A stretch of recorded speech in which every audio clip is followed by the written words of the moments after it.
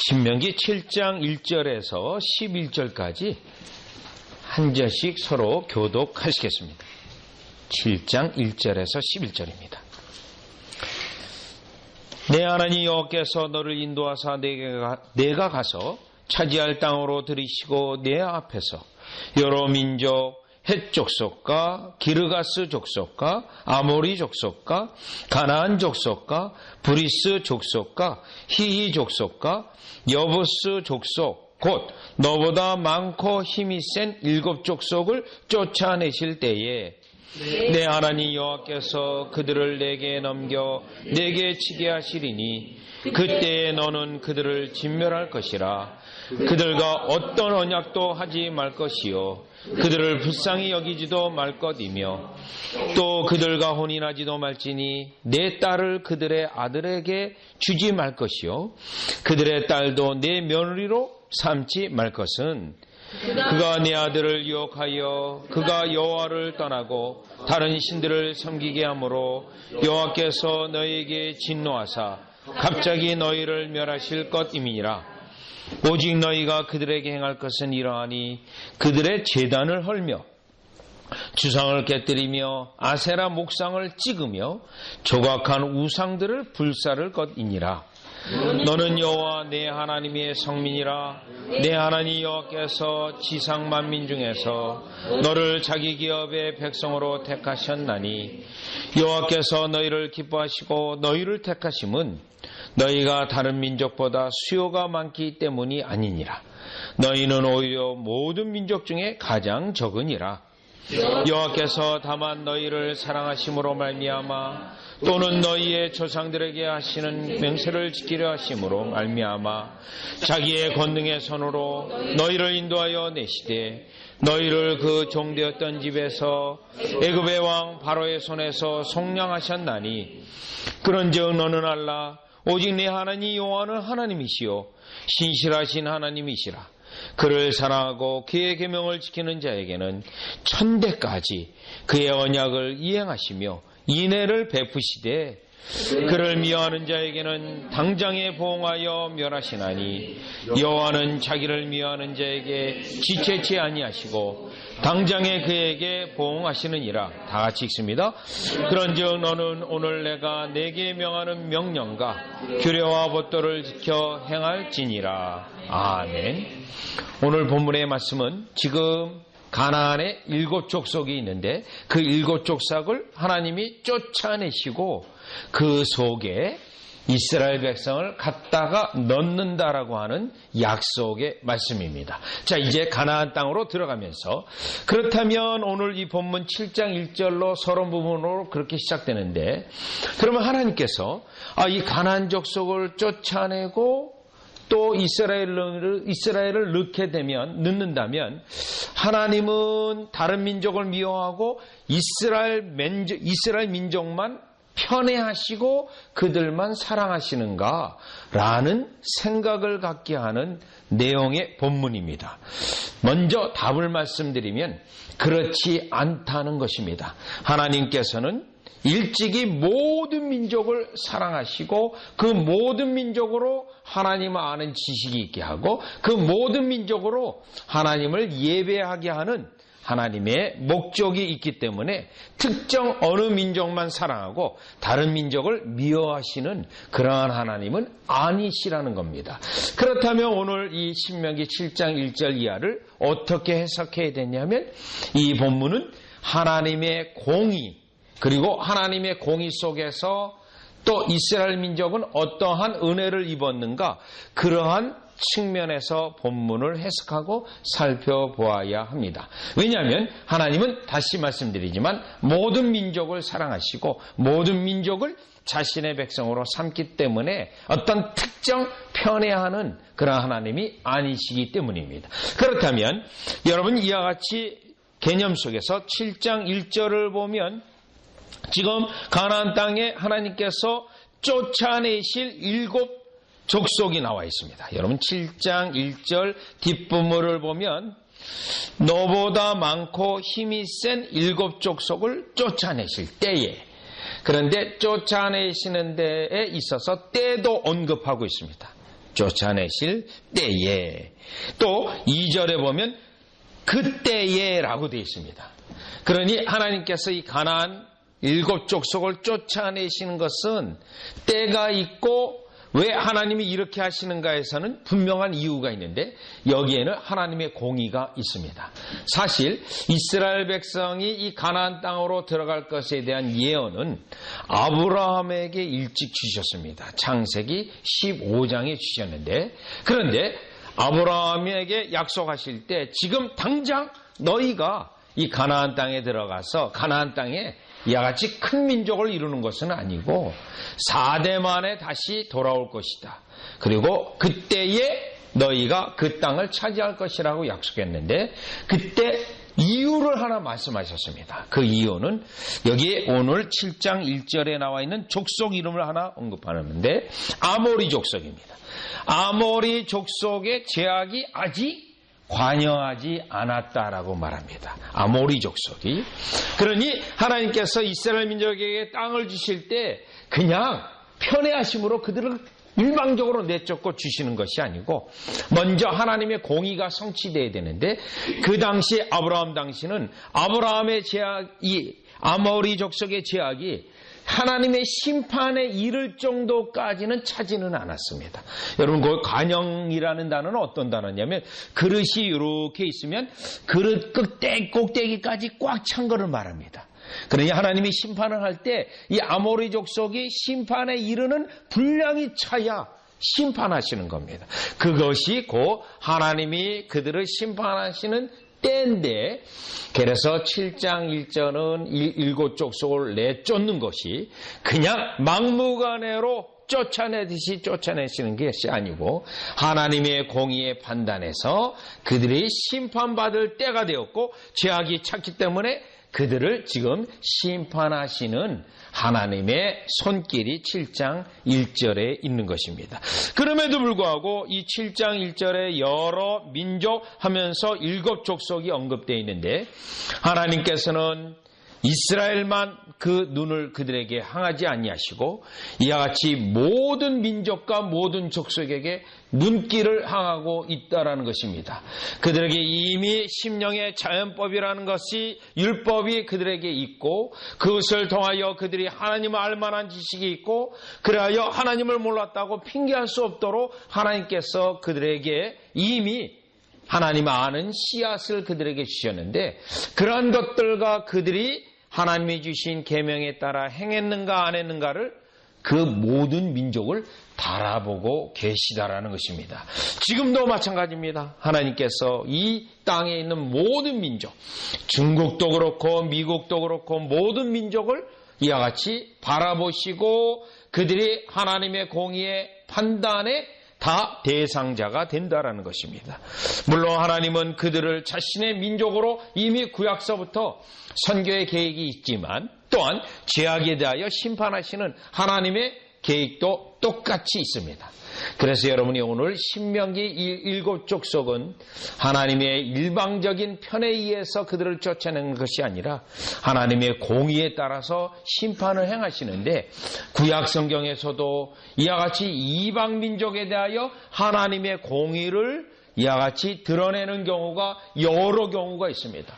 또 그들로 하나님의 은혜를 베푸셔서 다른 민족이지만 회개케 하는 많은 방식들이 있었습니다.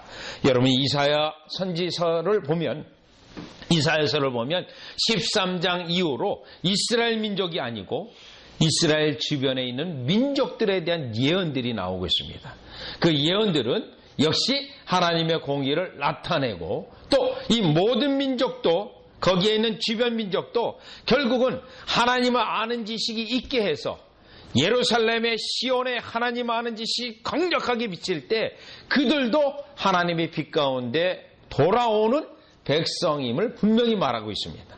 56장에서는 이 이방 민족이라 할지라도 안식일을 지키고 여호와의 언약을 붙잡는 자는 언약 속에 들어온다는 것을 예언하고도 있습니다. 심지어로 요나 같은 경우는 하나님께서 요나를 니느웨에 보내서 그 이방 민족이 회개케 하는 그러한 역사도 허락해 주셨습니다. 그때 이 요나 같은 경우는 왜 하나님 이스라엘에게만 은혜를 베푸셔야지 왜 이 다른 민족에게도 은혜를 베푸십니까에 대해서 항의했었습니다. 그래서 하나님은 그 요나서를 통하여 이스라엘 민족이 선택받았지만 구별되었지만 그들만을 위한 하나님이 아니시라는 것을 요나에게 그 나무 잎을 먹는 그 사건을 통해서 교훈하기도 하셨습니다. 또요, 오바디아 선지자 같은 경우는 에돔에 대해서 예언한 예언인데 그 예언도 역시 하나님께서 이방 민족을 지금 보고 계시며 주시하고 있으며 그들이 과연 하나님의 공의에 의하여 심판에 해당되어지는지 살펴보고 있음을 우리는 깨달을 수 있습니다. 여기서 우리는 무엇을 깨달을 수 있냐면 하나님께서는 이와 같이 공의의 하나님으로서 모든 민족이 악을 행하고 그 하나님 앞에 대적을 하고 죄를 짓게 되면 하나님께서는 그것에 대하여 공의로 심판하신다는 것을 분명히 7장 1절에서 말씀하고 있습니다. 따라서 오늘날 우리는 때때로 이 복음지휘 교회에서 하나님의 사랑만을 말하고 하나님의 공의를 놓치는 경우가 많이 있습니다. 그런데요, 하나님의 은혜는 먼저 하나님의 공의가 먼저 앞선 다음에 그 공의의 잣대에 비추어서 우리가 하나님의 심판을 받을 수밖에 없다는 것을 깨달은 다음에 그때 은혜를 베푸십니다. 그래서 사랑이 먼저가 아니고 공의가 먼저입니다. 아담이 타락한 이후에 하나님의 은혜를 베푸는 방식은 오늘 본문도 7장 1절에서도 하나님의 이스라엘 백성에게 선택된 백성으로 부르실 때 먼저 공의로 이 가나안 7족을 멸하고 그 7족에게 쫓아낸 다음에 이스라엘에게는 은혜를 베푸시는 그 방식과 같이 공의가 먼저이고 그 다음에 사랑이라는 것입니다. 여러분, 이것은 성경 전체의 주제이기도 합니다. 예를 들어보면 이 노아의 홍수의 심판으로 심판하셨지만 그 속에 8식구가 은혜를 입었습니다.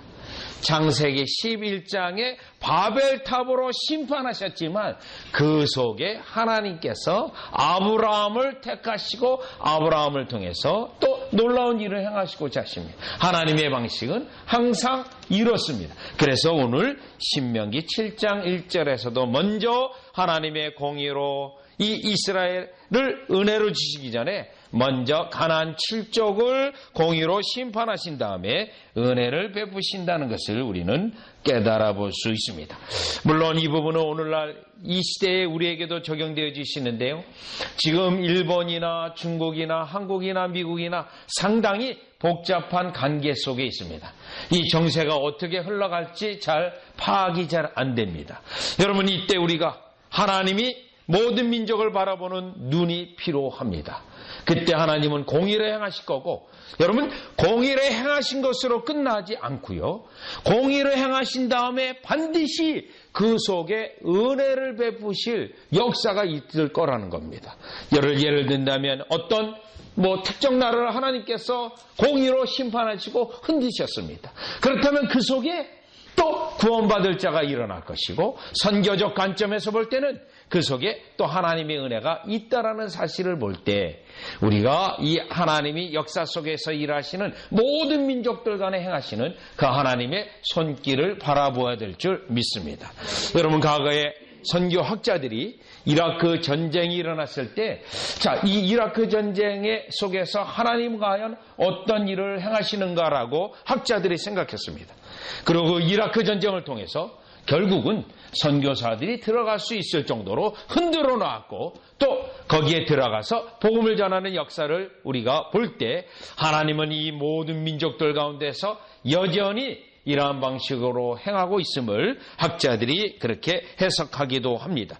그러면 이와 같이 7장 1절에 하나님은 먼저 편애하시는 하나님이 아니시고 모든 민족을 향한 하나님인데 그 민족들을 대하실 때 공의로 대하신다는 겁니다. 그리고 공의에 따라서 심판을 하신다는 겁니다. 그러면 2절로 가보셨어요.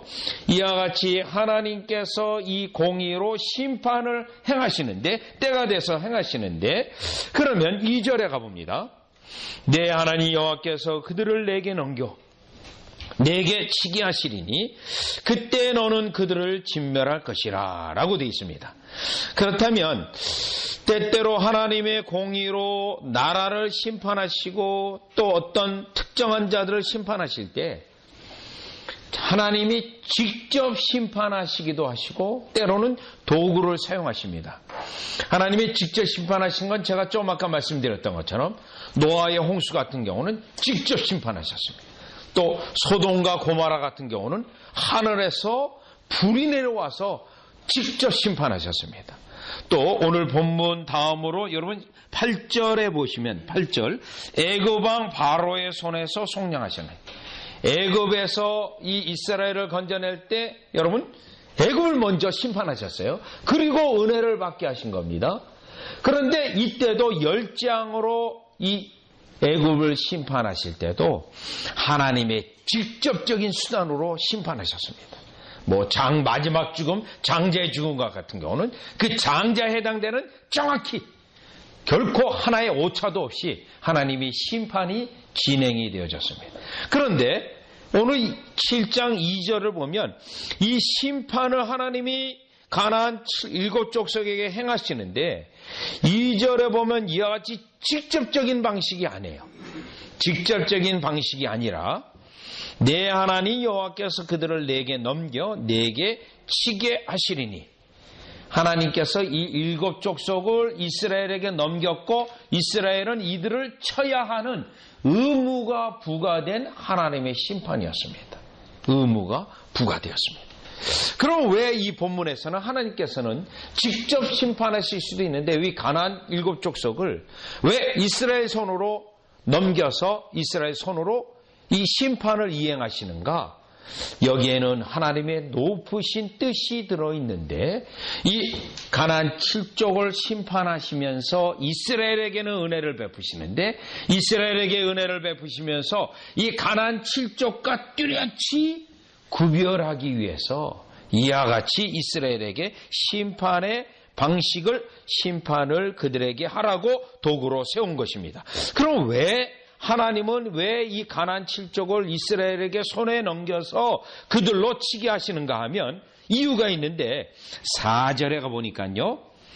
4절에 보면 이 가나안 7족속이 하나님의 공의로 심판받는 가장 결정적인 원인이 나옵니다. 그들은 4절에 보면 다른 신들을 섬기게 즉 그들은 우상을 섬겼습니다.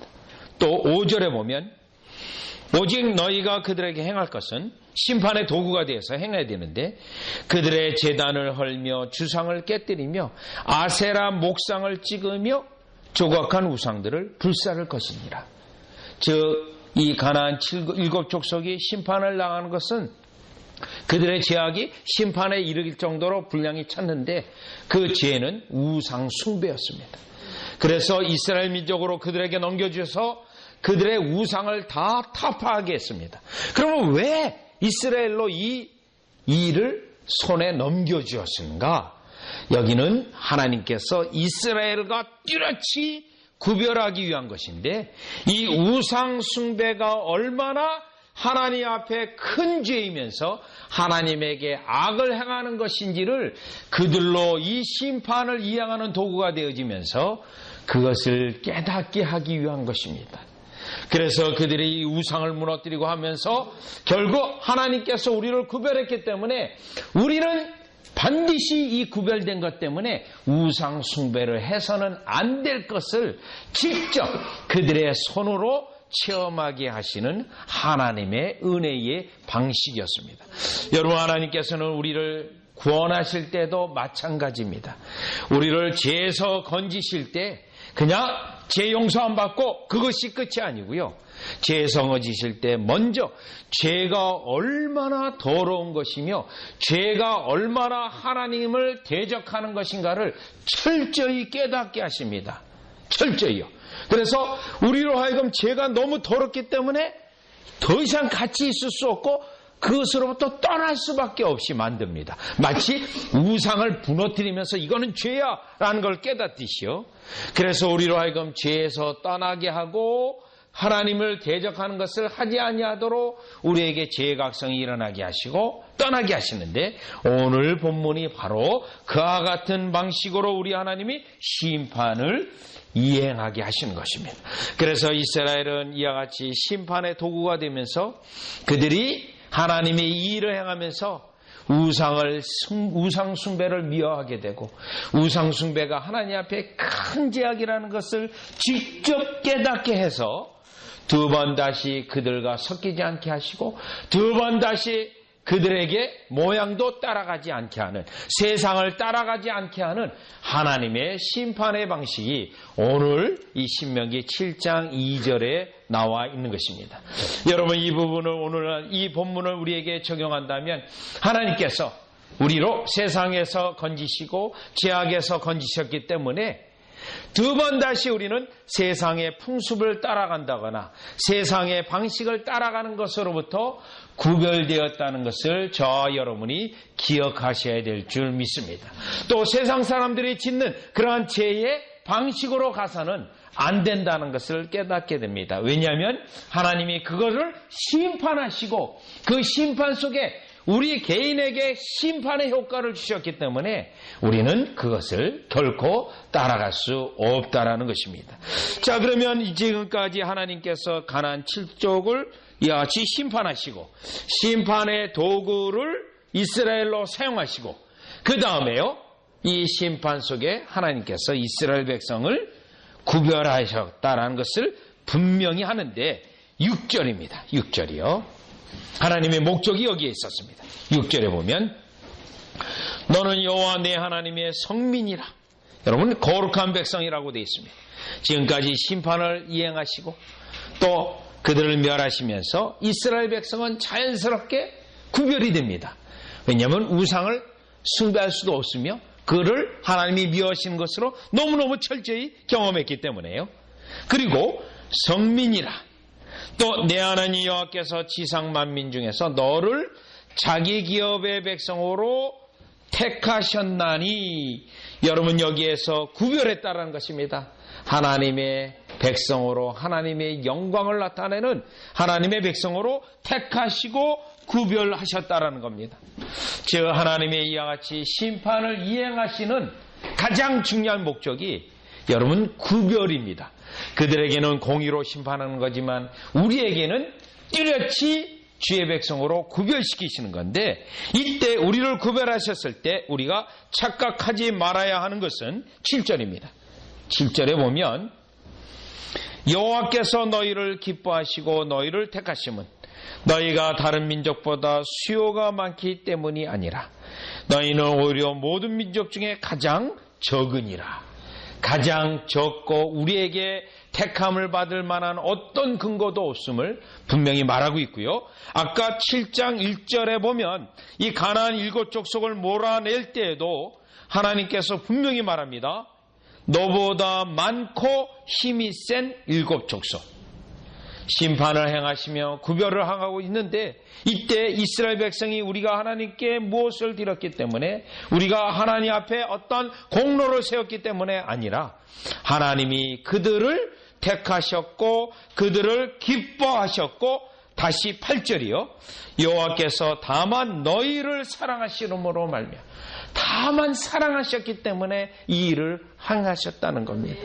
그러면 여기서 우리가 깨닫는 것은 우리들보다 힘이 센 가나안 7족속을 몰아냈음에도 불구하고 이 모든 은혜의 원인을 하나님께 돌려야 되고, 또 하나님께 돌릴 뿐만 아니라 왜 하나님은 나를 사랑하시고 나를 택하시고 우리로 이와 같이 행하게 하시는가를 깨달을 때, 그것은 다름 아닌 선택, 구별하신 하나님의 구별하심을 나타내기 위해서 이와 같이 하셨다라는 것입니다. 그래서 요한복음 15장 16절에 보시면 우리 예수님이요, 너희가 나를 택한 것이 아니요 내가 너희를 택하여 세웠다라고 되어 있습니다. 여러분, 선택교리가 만약 선택으로 끝나면 아무 의미가 없습니다. 세웠다라고 되어 있습니다. 그 세운 것은 너희로 가서 열매를 맺게 하고에 있습니다. 이와 같이 심판 속에 구별하고 세웠는데 그 세운 것은 열매를 얻게 하는 건데, 여러분 열매를 얻게 하는데 어떤 열매를 맺게 하시는가요? 9절에 보니 여러분 우리는 이러한 열매를 맺게 되어 있어요. 9절에 그런즉 너는 알라 오직 내 하나님 여호와는 하나님이시요 신실하신 하나님이시라. 그를 사랑하고 그의 계명을 지키는 자에게는, 요게 열매입니다. 우리가 지금 예수님에게 붙어있는 열매가 바로 이 열매가 맺게 돼, 이것 때문에 우리를 구별하신 겁니다. 그를 사랑하고 그의 계명을 지키는 자에. 그러면 우리 주님은요, 이와 같이 열매 맺는 자에게 예수님이 분명히 뭐라고 그랬죠? 더 열매를 맺게 된다고 되어 있어요. 왜냐하면 열매 맺지 못하는 가지는 제거하세요. 그 제거하시는 분이 누구냐면 농부이신 하나님 아버지예요. 농부이신. 그래서 열매 맺는 자는 더 풍성하게 맺게 한다고 되어 있습니다. 그래서 더 가지가 붙어 있음을 증거하고 하나님의 백성임을 증거하고 예수님의 제자임을 증거하겠다고 말씀하고 있는 것입니다. 여러분, 우리 주님이 우리를 심판 가운데 세상 사람과 멸망할 수밖에 없는 것에 건져내시고 구별하셨습니다. 그리고 붙어있게 하셨습니다. 세우셨습니다. 그래서 우리는 하나님을 사랑하고 하나님의 계명을 지키는 옛적인 열매가 나오게 되어 있습니다. 그러면 하나님은 또 그 이에 또 복을 주시고 우리를 인도해 주셔서 더 풍성하게 하시는, 구별이 더 드러나게 하시는 역사가 나타남을 깨닫게 됩니다. 여러분, 우리 주님을 믿고 섬기고 섬길수록 여러분 낮은 것이 더 좋습니다. 왜요? 우리 주님의 은혜는 더하시는 은혜 때문에 낮은 게 좋게 되어 있습니다. 더하십니다. 여러분, 이미 주셨는데 그 위에 또 더하시는데, 요한복음 2장에 보면 가나안 혼인잔치에서 예수님께서 물을 포도주로 만들었는데 연회장이 이런 말을 합니다. 사람마다 처음에 좋은 것을 내고 나중에 나쁜 것을 내고는 왜 이 나중에 좋은 것이 나왔느냐? 그것은 주님이 주셨기 때문에 낮은 것이 좋습니다. 전도서 7장에서는 이렇게 말합니다. 옛날이 좋았다라고 말하지 말라고, 그렇게 말하지 말라. 왜냐하면 그것은 지혜자의 말이 아니라고 합니다. 여러분, 옛날에 내가 젊었을 때는 뭐 화장품 안 발라도 이쁘고 참 좋았는데 지금 거울을 보니 이야, 이거 많이 늙었구나, 이거 썩었구나, 그런 말을 하는 자는 지혜로운 자가 아니랍니다. 왜요? 낮은 것이 하나님이 더 좋기 때문에 오히려 여러분 낮은 것에 감사하라고 되어 있습니다. 그래서 처음은 미약하나 나중은 창대하리라. 모든 성경의 구조가 다 그렇게 되어 있어요. 그래서 우리 주님은 이와 같이 구별하여 세웠는데 거기에서 끝이 아니고 이 열매를 맺게 하시고 더 맺게 하셔서 오늘 본문에 있는 것처럼 여러분 몇 대까지요? 지금 9절에 보세요. 몇 대까지요? 1000대까지 그의 언약을 이행하십니다. 1000대까지요. 계속해서. 그래서 저는 여러분, 우리의 가정에 다 자녀들이 있습니다. 이 자녀들이요, 그냥 1, 2대로 끝나는 게 아니라 계속 믿음의 자손으로요. 네. 이와 같이 왜요? 아버지와 어머니를 구별해 놓으셨고, 그 다음에 또 자녀를 구별해서 이와 같은 복이 우리 예제교회 성도들의 가정에 넘치시기를 주 예수 그리스도 이름으로 축원합니다. 기도드리겠습니다. 하나님 아버지, 은혜를 감사를 드립니다. 이스라엘을 심판 가운데 구별하셔서 건지시고 그들로 이스라엘 땅에 들어가게 하시며 그들로 세우셔서 하나님을 사랑하고 계명을 지키는 열매가 나타나게 하시고 그 열매 위에 또 은혜를 베푸셔서 하나님이 그들의 하나님이시며 그들의 하나님의 백성인 것을 모든 민족들 앞에 증거하시려고 하는 하나님의 원대한 목적과 계획과 뜻을 깨닫게 됩니다. 이 하나님의 원리는 신약에서도 동일하게 예수님의 말씀으로 우리에게 오늘날 증거되어지고 있습니다. 우리로 세상에서 구별하셨고 또 악한 그러한 무리 가운데서 구별하셨고 또한 수많은 죽어가는 지옥의 삶으로부터 구별하셨사오니 이제 저희들이 주님께 드려지며 또 구별된 그대로 주님께 드려져서 주님이 그의 은혜를 더하시는 모든 은총을 성도들로 하여금 누리게 하여 주시옵소서.